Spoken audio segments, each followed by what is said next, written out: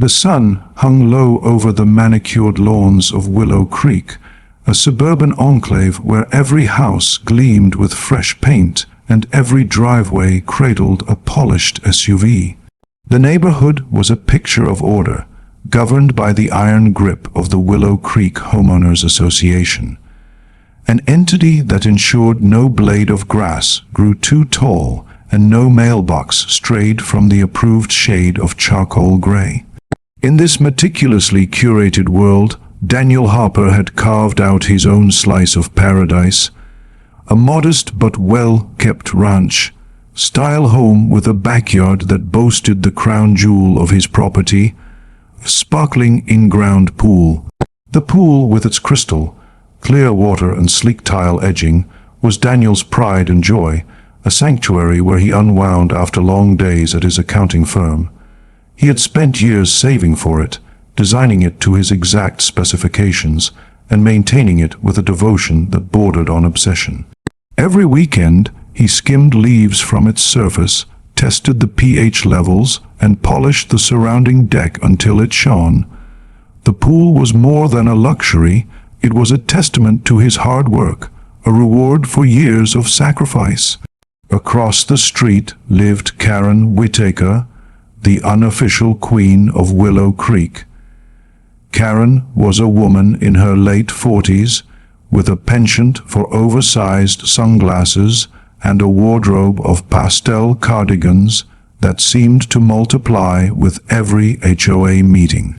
Her house, a towering two-story affair with faux columns, was the largest on the block, and she carried herself with the authority of someone who believed she owned not just her property, but the entire neighborhood. Karen was the HOA president, a role she wielded like a scepter, enforcing rules with a zeal that made even the most compliant residents uneasy. She was known for her clipboard, which she carried like a weapon, jotting down infractions, to bright porch lights, unapproved flower beds, or, heaven forbid, a car parked an inch too close to the curb. Her emails, sent in Comic Sans with a signature block longer than the messages themselves, were infamous for their passive-aggressive tone. To Karen, Willow Creek was her kingdom, and she was its benevolent dictator, ensuring harmony through her unyielding vision of perfection. Daniel had always kept his distance from Karen. He followed the HOA rules to the letter, not out of admiration, but out of a desire to avoid conflict. His lawn was mowed, his garbage cans were hidden from view, and his pool complied with every regulation in the HOA handbook. He nodded politely when Karen waved from her porch, her smile as sharp as a knife, but he never engaged beyond pleasantries. That changed one sweltering July afternoon, when the air was thick with humidity and the cicadas buzzed in a relentless chorus. Daniel was in his backyard, skimming the pool with a long pole, when he noticed Karen striding across the street, her flip-flops slapping against the pavement. She carried her clipboard, a sure sign of trouble, and her expression was one of grim determination. Daniel's stomach tightened. He had no outstanding violations, no reason for her to approach, yet the sight of her marching toward his property sent a ripple of unease through him. Karen stopped at the edge of his driveway, her sunglasses perched on her head like a crown. She didn't bother with greetings, launching instead into a monologue about the upcoming 4th of July weekend. The neighborhood, she declared, deserved a celebration that would outshine last year's lackluster event, which had been marred by an unapproved firework display and a rogue inflatable bounce house. This year Karen had a vision, a grand community party, complete with catered food, live music, and, most importantly, a venue that would make every resident of Willow Creek envious of their exclusivity. Her gaze drifted past Daniel to the pool, its water glinting in the sunlight like a sheet of glass. She wanted his pool, she announced, as if it were a foregone conclusion. The party would be held in his backyard, and the HOA would, of course, cover the costs of any minor wear and tear. Her tone left no room for negotiation. It was a decree, not a request. Daniel stood frozen, the skimming pole still in his hands. His pool was not a community asset.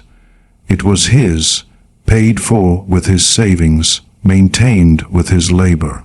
The thought of dozens of strangers splashing in his sanctuary, spilling soda on his deck, and leaving behind a trail of litter made his skin crawl. He tried to imagine Karen's proposed party, children screaming, adults lounging on his carefully arranged patio furniture, and Karen herself presiding over the chaos, clipboard in hand, barking orders.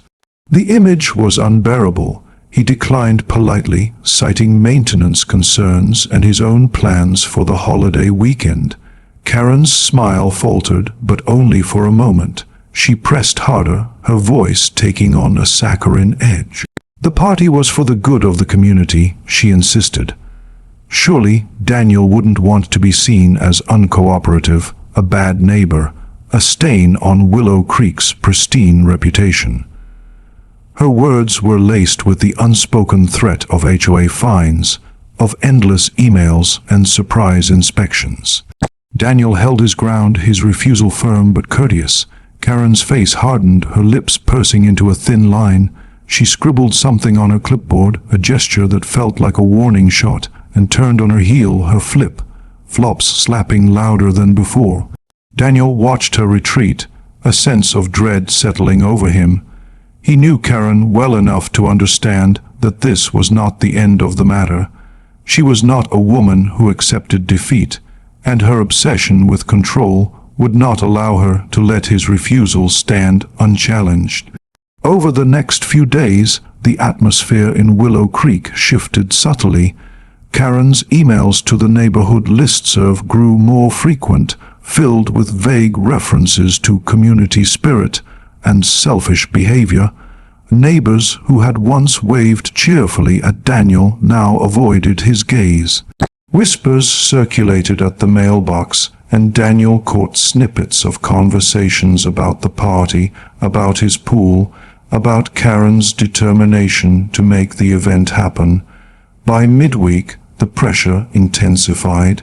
Karen appeared at Daniel's door with a petition, signed by a handful of neighbors, requesting access to his pool for the benefit of the community. The document was typed in her signature Comic Sans, with bullet points outlining the supposed advantages: increased property values, stronger neighborhood bonds, and a chance to showcase Willow Creek's finest asset. Daniel scanned the names on the petition, recognizing a few of Karen's loyal followers, residents who nodded along at HOA meetings and never questioned her authority. He refused again, this time with a hint of exasperation. The pool was private property, he reminded her, not a public park. Karen's eyes narrowed, and she warned him that the HOA could make things difficult for those who didn't cooperate. The threat hung in the air like smoke, and Daniel felt a surge of anger. He had followed every rule, paid every fee, and yet here was Karen, treating his home like an extension of her domain. That night, Daniel lay awake, staring at the ceiling as the hum of his pool filter drifted through the open window.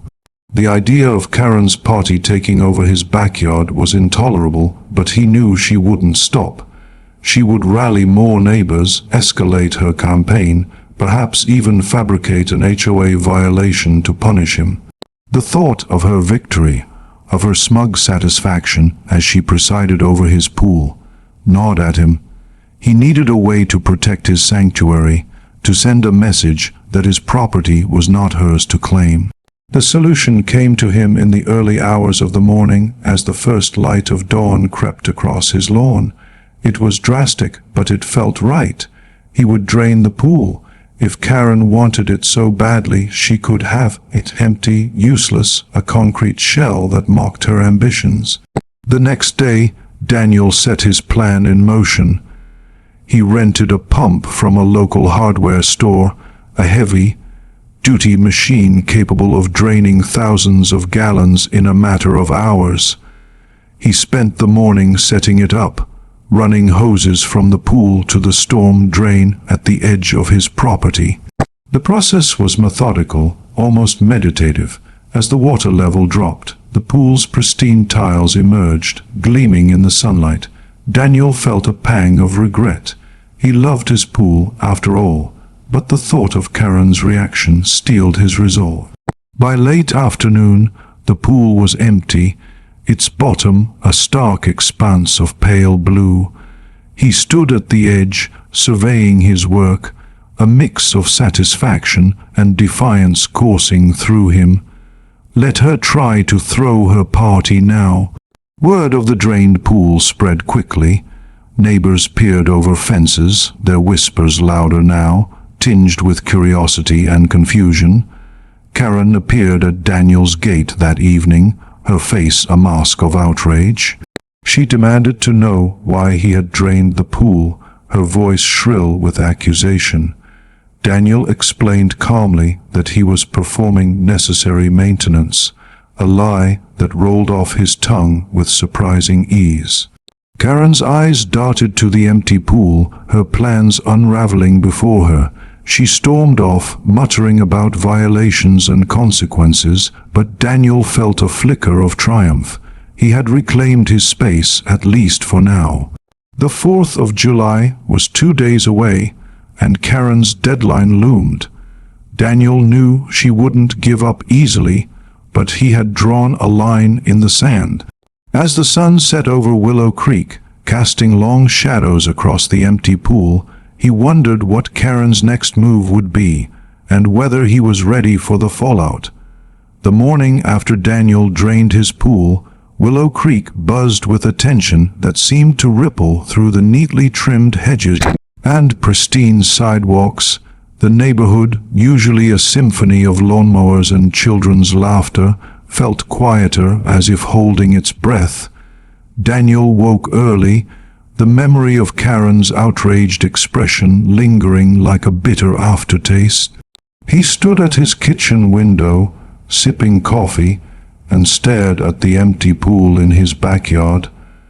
The concrete basin, once a shimmering oasis, now looked stark and defiant, a monument to his rebellion against Karen Whitaker's overreach.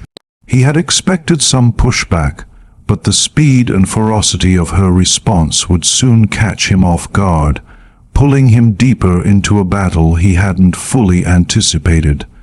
Karen wasted no time. By mid-morning, Daniel's inbox was flooded with emails from the HOA listserv, each one penned by Karen in her signature Comic Sans. The messages were carefully worded, cloaked in the language of community spirit, but their intent was clear. Daniel was being painted as the villain. One email lamented the unfortunate unavailability of a key neighborhood asset, subtly implying that his decision to drain the pool was an act of selfishness that threatened the 4th of July celebration. Another announced an emergency HOA meeting to discuss urgent community matters, scheduled for the following evening. Daniel read the emails with a growing sense of unease. Karen was rallying her troops, turning the neighborhood into a chessboard where he was the pawn she intended to corner. He noticed neighbors glancing at his house as they walked their dogs, their expressions a mix of curiosity and disapproval. The petition from days earlier, once a minor annoyance, now felt like the opening salvo in a larger campaign. Determined not to be outmaneuvered, Daniel spent the day preparing. He reviewed the HOA bylaws, a dense document filled with jargon about easements and community standards. To his relief, there was no clause requiring homeowners to make their private property available for community events. His pool was his own, and Karen's demands had no legal footing. Still, he knew she would find ways to twist the rules, to bend them to her will. He printed out a copy of the bylaws, highlighting key sections, and tucked it into a folder. If Karen wanted a fight, he would be ready. He also reached out to a friend, a lawyer named Mark, who specialized in property disputes. Over the phone, Mark chuckled at the absurdity of the situation, but warned Daniel to be cautious. HOAs, he said, were notorious for their ability to make life miserable through petty fines and endless bureaucracy. The advice left Daniel on edge, but it also hardened his resolve. He wasn't just defending his pool, he was defending his right to say no. The emergency HOA meeting was held in the community clubhouse, a squat building with beige carpeting and fluorescent lights that buzzed faintly overhead. Daniel arrived early, clutching his folder of bylaws, and took a seat near the back. The room filled quickly with neighbors, some familiar, others strangers despite years of living mere yards apart. Karen presided at the front, her clipboard now replaced by a projector that displayed her agenda in bold, underlined text. She spoke with the cadence of a politician, her voice dripping with concern for the greater good. The 4th of July party, she declared, was a chance to unite Willow Creek, to show the world what a model community looked like. But, she added, her tone growing somber, certain residents were obstructing this vision. She didn't name Daniel outright, but her eyes flicked toward him, and the room's attention followed. Whispers rustled through the crowd, and Daniel felt the weight of their stares. He gripped his folder tighter, his heart pounding. Karen's presentation outlined her plan for the party, complete with a diagram of Daniel's backyard, his pool marked as the centerpiece. She had taken the liberty of sketching out where the buffet tables would go, where the band would set up, and where the children's games would take place. The audacity of it stunned Daniel. She hadn't just assumed his consent. She had planned the entire event as if his refusal didn't exist. When she opened the floor for discussion, a few of her loyalists spoke up, praising her vision and lamenting the obstacles preventing it. One neighbor, a retiree named Susan, suggested that the HOA could offer Daniel compensation for wear and tear, as if money could erase the violation of his privacy. Another, a young father named Greg, proposed that the community vote on whether Daniel's pool should be made available, framing it as a democratic solution. Daniel stood to speak, his voice steady despite the knot in his stomach. He cited the bylaws, emphasizing that his property was private and not subject to community demands. The room grew quiet, and Karen's smile tightened. She thanked him for his input, her tone icy, and moved on to other agenda items, but Daniel knew the battle was far from over. The next morning, Daniel woke to find a notice taped to his front door. It was an official HOA violation, citing an unsightly property condition, due to the drained pool. The notice demanded that he refill the pool within 48 hours or face a $500 fine, with additional penalties for each day of non-compliance. Daniel's blood boiled. The pool was spotless, its tiles gleaming, its drains clear. The violation was a fabrication, a blatant attempt to punish him for defying Karen. He called Mark again, who confirmed that the notice was flimsy at best and likely unenforceable. Still, the fines could pile up quickly, and fighting them would mean legal fees and time Daniel didn't have.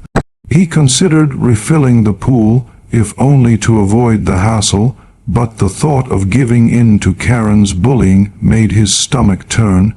Instead, he decided to double down.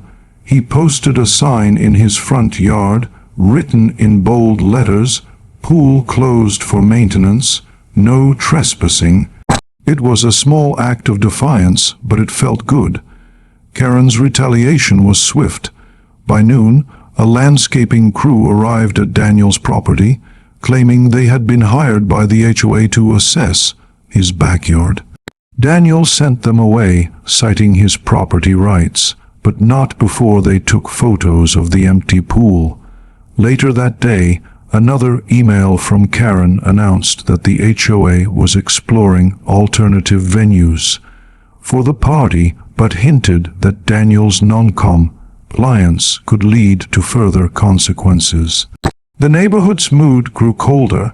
A few residents, emboldened by Karen's campaign, left passive-aggressive notes in Daniel's mailbox, urging him to be a team player. Others stopped acknowledging him altogether. Even his next-door neighbor, Tom, a quiet man who usually kept to himself, avoided eye contact when they passed on the sidewalk. Daniel felt like an outcast in his own community, a pariah for daring to protect what was his. As the 4th of July approached, Karen's tactics grew bolder. She began canvassing the neighborhood, knocking on doors and spinning tales of Daniel's selfishness. She told one neighbor that he had drained the pool out of spite, another that he was planning to sell his house and didn't care about the community. The lies spread like wildfire, fueled by the neighborhood's love of gossip. Daniel overheard snippets at the grocery store, where two women debated whether he was unstable or just stubborn. He tried to ignore it, focusing on his work and his routine, but the isolation weighed on him. He spent evenings by the empty pool, its silence a stark contrast to the lively gatherings he had once imagined hosting for friends. The pool had been his escape, his reward, and now it was a battleground. On the eve of the holiday, Daniel received a call from Mark. The lawyer had done some digging and discovered that Karen had a history of overstepping her authority. A previous HOA president had resigned after clashing with her, and several residents had moved away to escape her meddling. Mark suggested that Daniel attend the next HOA meeting with evidence of her harassment, including the violation notice and the landscaping crew's visit. It was a chance to turn the tables, to expose her abuse of power. Daniel spent the night compiling a timeline of events, from her initial demand to the latest email. He felt a spark of hope, but also a gnawing fear. Karen was relentless, and he knew she wouldn't back down without a fight. As fireworks began to pop in the distance, signaling the start of the holiday weekend, Daniel sat by his empty pool, staring at the stars reflected in its dry surface. The battle was escalating, and the next move would be critical. Tomorrow, Karen's party would either succeed or implode, and Daniel was determined to ensure it was the latter. Daniel's resolve hardened as he sat by the empty pool, the distant crackle of fireworks punctuating his thoughts. The timeline he had compiled lay on the patio table, a meticulous record of Karen's campaign against him. Every email, every violation notice, every whispered rumor was documented, a paper trail that exposed her overreach. The 4th of July had arrived, and with it, the culmination of Karen's plan to host her grand community party. Daniel knew she hadn't given up on his pool, despite its drained state, and he braced himself for her next move. Mark's advice echoed in his mind: expose her at the next HOA meeting, scheduled for the following evening. But first, he had to survive the day when Karen's party would either collapse under the weight of her hubris or somehow proceed, leaving him further isolated in Willow Creek. Karen's preparations were in full swing by morning. From his kitchen window, Daniel watched as delivery vans rolled into the neighborhood, unloading folding tables, stacks of chairs, and crates of decorations. Karen had secured an alternative venue. the community park at the end of the street. But her emails had made it clear she still viewed Daniel's refusal as a personal affront. The park, while spacious, lacked the allure of a private pool, and Daniel suspected Karen was scrambling to salvage her vision of a perfect event. He ventured outside to check his mail, keeping an eye on the flurry of activity. Neighbors bustled about, carrying trays of food and balloons, their chatter tinged with excitement, but also a subtle undercurrent of tension. Karen's influence was palpable, her clipboard a constant presence as she directed volunteers with the precision of a drill sergeant. Daniel noticed her glancing toward his house, her expression unreadable behind her oversized sunglasses. He returned to his backyard, checking the hoses and pump to ensure no one could tamper with them. The empty pool remained his silent defiance, a concrete rebuke to her demands. As the day progressed, Karen's tactics took a new turn. A group of children, egged on by their parents, began lingering near Daniel's fence, peering at the empty pool with curiosity. One boy, no older than 10, tossed a plastic cup over the fence, where it landed with a clatter on the pool's dry floor. Daniel retrieved it, his jaw tight, and placed it in his trash. Moments later, a woman he recognized as Susan, one of Karen's loyalists, approached his gate, claiming the children just wanted to see the pool. Her tone was apologetic, but her eyes gleamed with mischief. Daniel suspected Karen had orchestrated the incident, testing his boundaries, perhaps hoping to provoke a reaction she could twist into another violation. He remained calm, reiterating that his property was off limits, and watched as Susan retreated, her smile fading. The encounter left him uneasy. Karen was playing a long game, using the neighborhood's children as pawns to paint him as the bad guy. By afternoon, the party was in full swing at the park. Music blared from portable speakers, and the scent of grilled hot dogs drifted through the air. Daniel stayed in his backyard, avoiding the festivities, but he couldn't escape the noise or the occasional glance from neighbors passing by his fence. Then, around 3 o'clock, the situation escalated. A police cruiser pulled into his driveway, its lights off but its presence unmistakable. Daniel's heart sank as he stepped outside to meet the officer, a middle-aged man with a weary expression. The officer explained that a complaint had been filed, alleging that Daniel's drained pool posed a safety hazard to the community.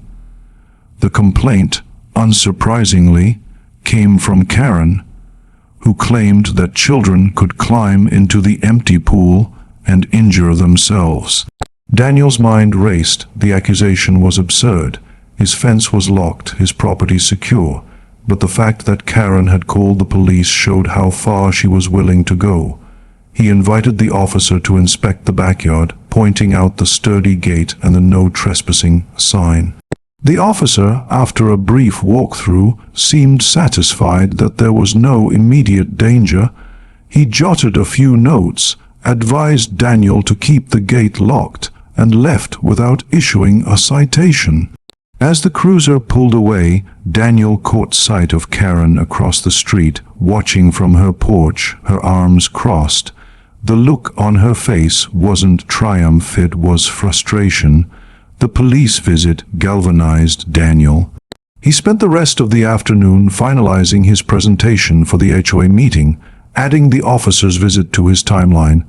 He included photos of his locked gate and the sign, proof that Karen's complaint was baseless.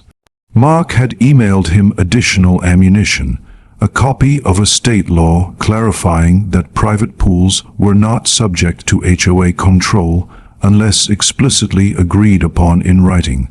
Daniel felt a surge of confidence. Karen's actions had crossed a line, and he was ready to expose her abuse of power. As dusk fell and the party's noise faded, he rehearsed his speech, imagining the faces of his neighbors as he laid out the truth. He knew some would side with Karen out of loyalty or fear, but others might see her for what she was, a bully cloaked in community spirit. The HOA meeting was held in the same clubhouse, its fluorescent lights casting a harsh glow over the folding chairs.